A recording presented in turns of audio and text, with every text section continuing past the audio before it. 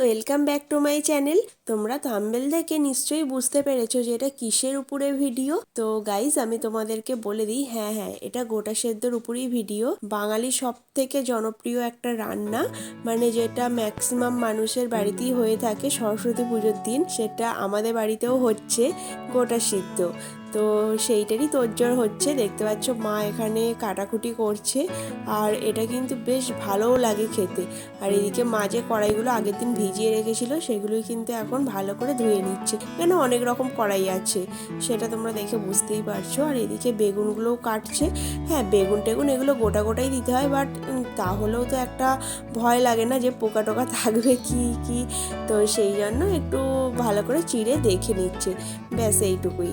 আর বোন কিন্তু বেগুনটা কাটছে। আর আমাদের গোটা সেদ্ধ না অনেকটাই করতে হয় জানো তো, কারণ অনেককে দিতে হয়। আর মাছ ধরার যে হাঁড়ি, সেই হাঁড়ি বসিয়ে গোটা সেদ্ধ হয়, মানে একটা বিরাট হাঁড়ি বসানো হয়, উনানে হয় এটা। কিন্তু গ্যাসেতে কখনোই আমি মাকে করতে দেখিনি, কারণ এতটা জিনিস গ্যাসের মধ্যে হওয়া সম্ভবও না। আর এই গোটা সেদ্ধর মধ্যে অনেক কিছু জিনিস দেওয়া হয়, যেমন রাঙালু, বেগুন, তারপর হচ্ছে পালং গাছের ডাঁটা, অনেক রকম কড়াই। আমাদের তো এইসব দিয়েই করে, অনেকের আবার অনেক রকম ভাবেই করে। অনেকের মুখ কড়াই আর বেগুন আলু এইসব আর কি করে। আমাদের যেমন A to Z সমস্ত কিছু দিয়েই করে। আর এটা কিন্তু আমাদের কোনো মশলা দিয়ে হয় না, মশলা ছাড়াই হয়। তাও কিন্তু এত কিছু জিনিস পড়ে বলে না খুব সুন্দর খেতে হয়। যেহেতু এটা ঠাকুরের জিনিস তো এমনিতে ভালো খেতে হয়, তাই না?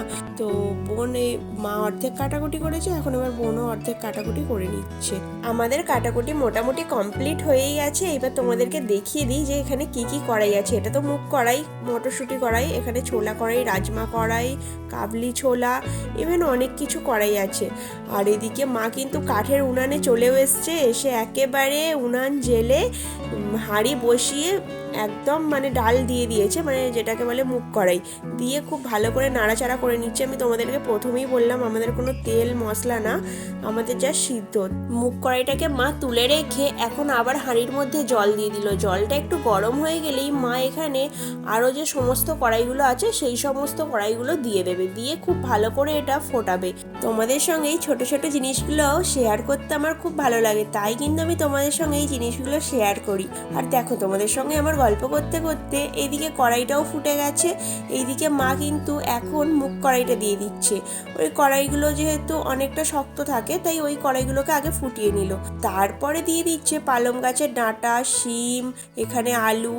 হ্যাঁ, আগে কিন্তু প্রথমে আলুটাই দিচ্ছে, পালং গাছের ডাঁটাটা দেওয়ার পরে আলুটা দিচ্ছে।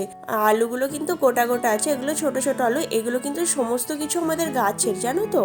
আর এই দেখো শিমও দিয়ে দিচ্ছে, এখানে কিন্তু কোনো কিছু জিনিস কেনা নয়, সমস্ত কিছু গাছের। হ্যাঁ, এইদিকে দিয়ে দিচ্ছে নুন। কেনা বলতে কিন্তু মুগ কড়াই, তারপরে যে কাবলি ছোলা, এইগুলো কেনা। আর এদিকে দিয়ে দিল হলুদ গুঁড়ো। হলুদটা হচ্ছে একটা বাটিতে জলের মধ্যে গুলে তারপরে দিল। আর এদিকে দেখো এক চ্যাঙারি বেগুন। তোমাদেরকে প্রথমেই কিন্তু আমি বললাম যে এটা কিন্তু মাছ ধরার মতন হাঁড়ি। তো এটা এই হাঁড়িতে মাছ ধরে না, এমনি আর কি তোমাদেরকে জাস্ট বুঝতে পারো যাতে, সেই ভেবে একটা আমি কথা বললাম যে মাছ ধরলে যে হাঁড়িগুলো হয় না বড় বড়, সেই রকমই হাঁড়ি। আর তোমরা দেখে হয়তো বুঝতে পারছো না যে হাঁড়িটা কতটা বড়, ক্যামেরাতে হয়তো দেখে বুঝতে পারছো না, কিন্তু বাট এটা অনেকটাই বড়। সব বেগুনগুলো এর মধ্যে ধরেনি, তাও এত বড় হাঁড়ি, তাও বুঝতে পারছো বেগুন তো এমনিতেই ফুলে থাকে, তাই বেগুনগুলো সমস্ত কিছু ধরেনি। আর দেখো ব্যাস কমপ্লিট গোটা সেদ্ধ। আর খেতেও না বেশ সুন্দর লাগে, আর দেখে বুঝতেই পারছো যে কতটা ঘন ঘন হয়েছে। তো এইবার কিন্তু মা গোটা সিদ্ধটা নামিয়ে নেবে, পুরোপুরি কিন্তু কমপ্লিট হয়ে গেছে আর সমস্ত কিছু সিদ্ধ হয়ে গেছে। এই হাঁড়িটা নামিয়ে নেওয়ার পর আরও একবার বসাবে।